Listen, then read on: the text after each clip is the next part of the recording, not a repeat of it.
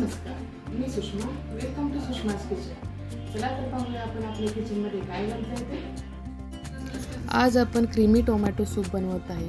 या सूपमध्ये मी कोणतंही thickener use केले नाही, तरी हे सूप अगदी थिक, नॅचरली थिक आणि क्रीमी असं टेक्स्चरचं बनतं.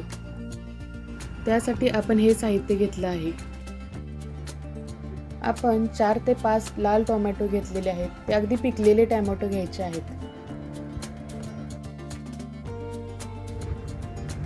त्यासाठी आपण 2 मोठे गाजर घेतलेले आहेत आणि ते रफली चॉप करून घ्यायचे आहेत. एक कांदा घ्यायचा आहे, तो स्लाइस करून घेऊया.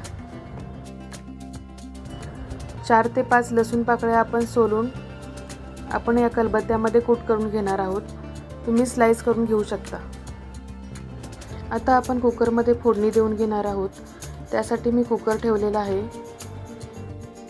त्यासाठी मी 2 ते 3 चमचे तेल आणि 1 चमचा बटर टाकणार आहे.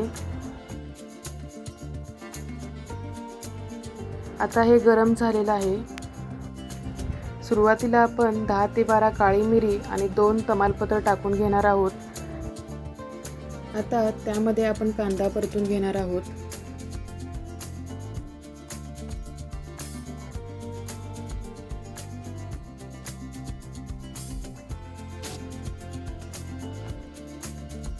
त्यामध्ये आता आपण लसूण टाकून घेणार आहोत. आता कांदा परतून झालेला आहे. आता त्यामध्ये आपण गाजर टाकून घेणार आहोत. गाजर शिजायला वेळ लागतो, त्यामुळे पहिल्यांदा आपण गाजर टाकून घेणार आहोत. आता आपण टोमॅटो टाकलेले आहेत. टोमॅटो आणि गाजर सगळं परतून घ्यायचं आहे चांगलं.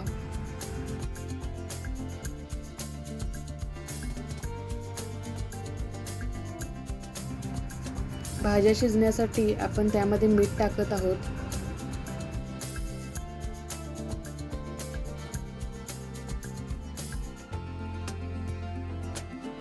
आता आपण त्यामध्ये साखर टाकणार आहोत. या सूपमध्ये थोडी जास्त प्रमाणात साखर टाकावी लागते, कारण की टोमॅटो आंबट असू शकतात.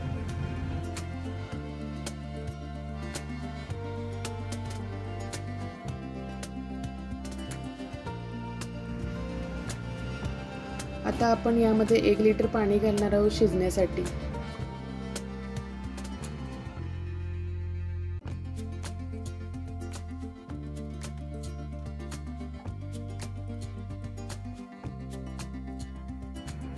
आता आपण कुकरला झाकण लावून कुकरला 3 शिट्ट्या करून घेणार आहोत. कुकर आता थंड झालेला आहे. आता आपण पाहूया आतमधल्या भाज्या शिजलेत का ते.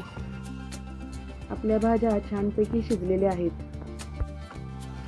आता आपण अशा चाळणीमध्ये सगळ्या भाज्या गाळून घेणार आहोत. हे मिक्सरच्या भांड्यामध्ये घेऊन त्यामध्ये स्टॉक ॲड करून अगदी बारीक प्युरी करून घेऊया आपण. आता आपण हे मिश्रण अशा चाळणीमध्ये ओतून गाळून घेणार आहोत. त्यातील बिया वगैरे सगळं साईडला करून घेणार आहोत. हे पहा, आपलं मिश्रण किती दाट झालं आहे. ते आता आपण गॅसवर उकळण्यासाठी ठेवणार आहोत. त्यामध्ये मी थोडा स्टॉक टाकणार आहे. तुम्हाला जेवढं पातळ करायचं आहे त्या पद्धतीने तुम्ही स्टॉक टाकू शकता. त्यामध्ये मी आता मीठ टाकणार आहे. मीठ अगोदर आपण टाकलेलं आहे हे लक्षात घ्यायचं आहे. आता आपण त्यामध्ये 2 चमचे साखर टाकणार आहोत. हे पहा, आपलं सूप किती दाट झालं आहे, कोणतंही थिकनर न वापरता.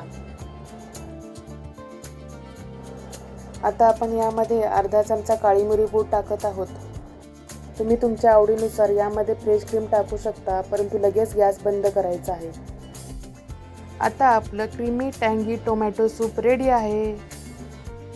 रेसिपी आवडल्यास लाईक, कमेंट व शेअर करा. थँक्यू.